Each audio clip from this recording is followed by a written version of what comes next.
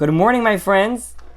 We are about to complete the entire part of the introduction of the Rambam, where we now will have behind us the introduction, what this book is all about, why the Rambam wrote the entire set of Rambam, why it was important, the history of the Torah throughout generations, which we have learned. We have studied all the positive commandments, all the negative commandments, and essentially now we know all the 613 mitzvot just at their core. And now we are completing to understand how this book, all these 14 volumes are set up, and what is included within every book, and how we now are able to reference and know exactly what every book is all about.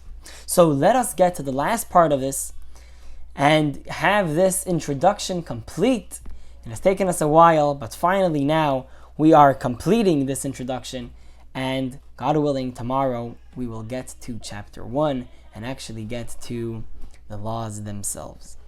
So let us continue to the book of ritual purity, which is the book of Tahara in Hebrew, in where the Rambam talks about all the laws concerning purity and impurity. So it doesn't mean cleanliness or dirtiness. It's not a physical attribute or a physical state of cleanliness or dirtiness, but rather it is a spiritual sense of purity versus impurity. And the Rambam discusses all the different types of impurities that there might be, and there are 8 subcategories within this book of where he talks about the various laws. So the first one is the capital, we can call it, the capital impurity, which is Tumat Met, the laws of the ritual impurity that come from a human corpse, of a dead body. So that's laws those are quite complicated, and he goes and he explains all the various ways and measurements, etc., as we will learn once we get there.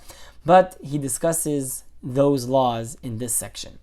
The next part are the laws in regards to the purification process of someone who has become impure by a dead corpse. So that is the laws of the red heifer. So we have the para aduma, the red cow, the red heifer, which there was a special process how it was prepared and ultimately how it was used to purify the person who has become impure, and that is all discussed in this book, in this set of laws. The next law, l'chaim. The next law are the laws in regards to ritual impurity imparted by tzaraat, which is the type of leprosy that a person was able to get. And the Rambam discusses exactly all the laws. It's quite lengthy, and there are many details of exactly how this works, and all of this is discussed over here.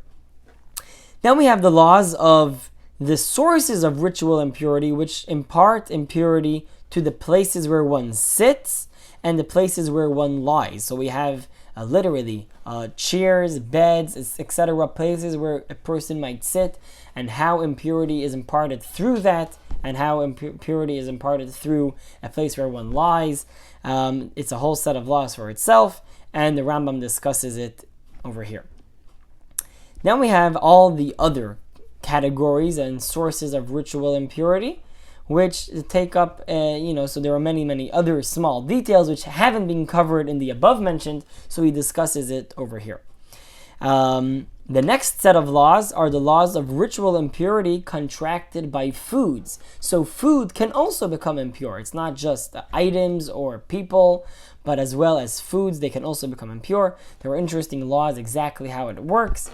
For instance, if you have an apple, and the apple becomes wet, now it is probable for this apple to become impure. If it was never wet, then it wouldn't be able to become impure, but if it has become wet. So this is all interesting laws which are discussed, but again, we're not getting involved in it over here. It's just giving you a little window into it. But these are all the laws in regards to the impurity of foods. The next set of laws are the impurity contracted by vessels. So we have also, if you have a cup which becomes impure, there are various laws exactly how a vessel, what material it is made out of, where the impurity was it inside, was it outside, etc. So all that is discussed in this law, in these laws.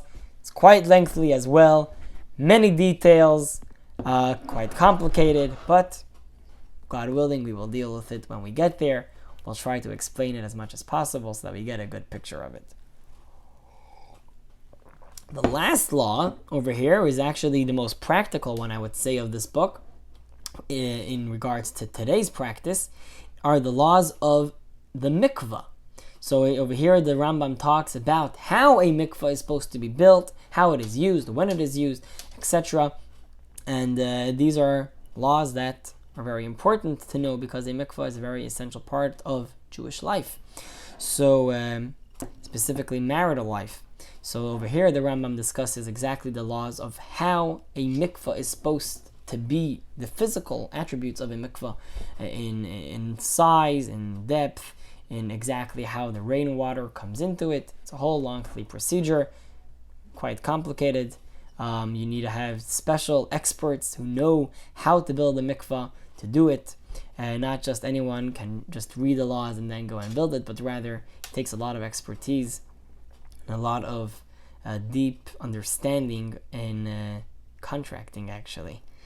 And the rabbis who are the ones that build the mikvahs, they're actually really good at building, which is pretty cute. But, alright, this is the book of purity and impurity, and that's this book. So this book contains a total of 20 mitzvot. 18 of them are positive commandments, and 2 of them are negative commandments, and they're all discussed in this book. The next book is the book of damages. So over here we're talking about the damages that a person might damage his friend, someone else. Someone might damage him, how that all works. And it's split up into 5 different categories of laws. Number 1, we have the set of laws which are the laws of damage to property. So if a person has any property and it becomes damaged, so if you have a certain item or if you have a certain property, physically, a place, a house, and it gets damaged, so then how that would all work, how you get paid, how much you have to get paid, etc. Then we have the laws in regards to theft. So if someone steals something, that's not just damage, but it's someone takes something that belongs to you. So now, how does that work? Once the person, the guy gets caught. So now, how does it work? How much does he have to pay? Does he have to just give the worth of the item itself? Let's say he stole a beam and now he has built it into his house. Does he actually have to give back the beam itself? Or can he just give the value of the beam? I'm just giving you a little cherry on the pie over there, but it's interesting laws.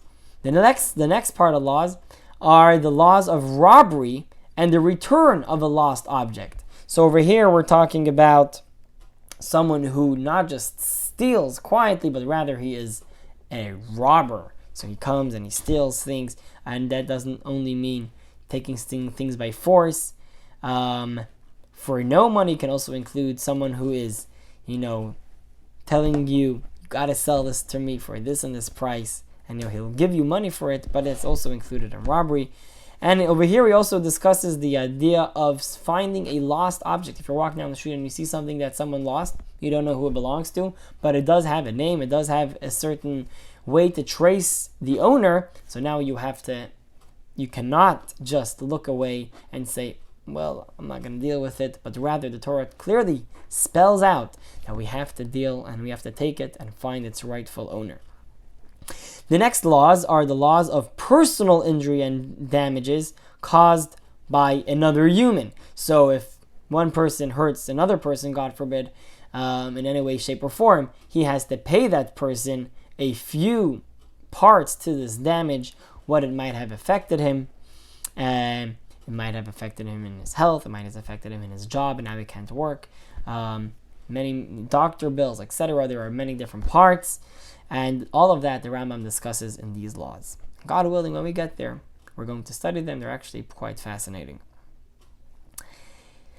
The last section of laws in this book are the laws of murder and the protection of life. So that is something which the Rambam discusses over here in this book, where he discusses the idea of not hurting someone, not damaging someone. So all of that is included within this book. So this book contains a total of 36 mitzvot. 16 of them are positive commandments, and 20 of them are negative commandments. All right, here we come to the third to last book. This is the, the 12th volume of Rambam. And this is the book of acquisition of property. So there are 5 subcategories within this book, and they are as follows. When we're talking about acquisition, so number 1, it is the laws in regards to sales. If you sell something, someone buys something, this is acquisition. Selling, trade. So all these laws are discussed in this first section of the Rambam, of this book. The next section of this book is talking about the laws of acquisition of property and presents. So if someone gives you a gift, how does that work? If you have, there are various ways that a person can give a gift at a certain stage of his life. The person is just about to die, for instance, and he gives a gift. Is that gift valid? Well, what happens if a person, right before he passes away, he says, well, you know what? Give everything that I own to that guy. And now, poof, the guy dies, and everything that he owned was supposed to go to his children. He had a major estate, and now it goes to this random person that he said. So, how does that all work? But that's a law for it. That's just to give you a little inning and a little understanding of the laws of what we're talking about. Again, it's a very fascinating book. The next set of laws are the laws governing relations with neighbors. So if I build a fence, if he builds a fence, who pays for it, so on and so forth. All of that are the laws of neighbors, which are discussed over here. The laws of agents and partners. So if you send someone as a messenger, as an emissary of yourself to go and do something, how is that in regards to the person who sent him? If you have a partner in business, how does that all work? So that's all discussed over here. And then the last set of laws are the laws regarding servants and slaves, which the Rambam discusses and gives us an understanding of the Torah's perspective of servants and slaves, which is a term which is does not mean actually slaves in the same modern sense of the word, but rather it is someone, as the Torah says, someone who buys a slave is as if he bought for himself a master, because he has to take such good care of them that they have to treat them like themselves. So that's an interesting set of laws which are discussed at the end of that book. And with that, we complete the book of acquisition, and this book contains a total of 18 mitzvot. 6 of them are positive, 12 of them are negative commandments. That is the book of acquisition. The next book, the second to last book, is the book of judgments. So we have in this book 5 sections of halachot, of laws, and they are as follows. Number 1, the laws of an employer-employee relation. So if you have someone working for you, how you have to treat him, how do you have to pay them, etc., etc. The next laws are the laws of borrowed and entrusted objects. So if you borrow something, or if you have something that belongs to someone else for whatever reason, if the person took a loan from you and now you took a security, or etc. So then there are the laws of exactly how you're supposed to take care of that item that does not belong to you, and all the details concerning that. The next laws are the laws of lenders and borrowers. So if I borrow money from you, my dear viewer, how are we supposed to deal with one another? Let's say, God forbid, I don't have the money right now to pay you back. What are you supposed to do? God willing, that should never happen. But all the laws in regards to borrowing and lending money and other objects. The next set of laws are the laws regarding a plaintiff and a defendant. So we're going to court, and there's a plaintiff and there's a defendant, and how we're supposed to deal with that, and all the details concerning how a court really works. Then the next laws are the laws in regards to inheritance. So that's also a form of, it's another idea in what we're talking about over here, the book of judgments, where we have to judge, we have to be in court, and we have to see, how much this guy owned, and what goes to who, so on and so forth. So all of that is being discussed in this book. And this book contains a total of 23 mitzvot. 11 of them are positive, 12 of them are negative. And with that, we complete the 13th book. And now, to the last book of the Rambam. And essentially with this, we're completing the entire introduction of the Rambam to his 14-volume set of Mishna Torah, and where he comes and teaches us the entire Torah in these 14 volumes. So this is the last book, the book of Judges, and it consists of 5 halachot, and they are as follows. First of all is the laws of the courts, the high court, and the punishments over which they have their restriction, namely capital punishments, which are very complex and very detailed, and they have to be in very specific ways. So all of that is discussed over here, but in general talks about how a court is supposed to, how a judge is supposed to live, and how he's supposed to see himself, and how all of that works. The next set of laws are the laws of witnesses. So if a person comes to court and he says, I have a certain case that I want to give witness for, and how we have to deal with these witnesses, and how we have to interrogate them and really make sure to get to the bottom of the core of what they're saying to make sure that they're not lying. And all of that is discussed over here. The next laws are the laws of the rebellious ones. So we have, unfortunately, at certain points in history, it has happened that we have had people of great caliber who have rebelled against the high court, against the Jewish religion, although they might have been Jews themselves, or specifically when they are Jewish and they know exactly what Judaism is all about and what the law is, but still they go against it and they try to get other people to go against it. So that's something which is discussed in the laws over here.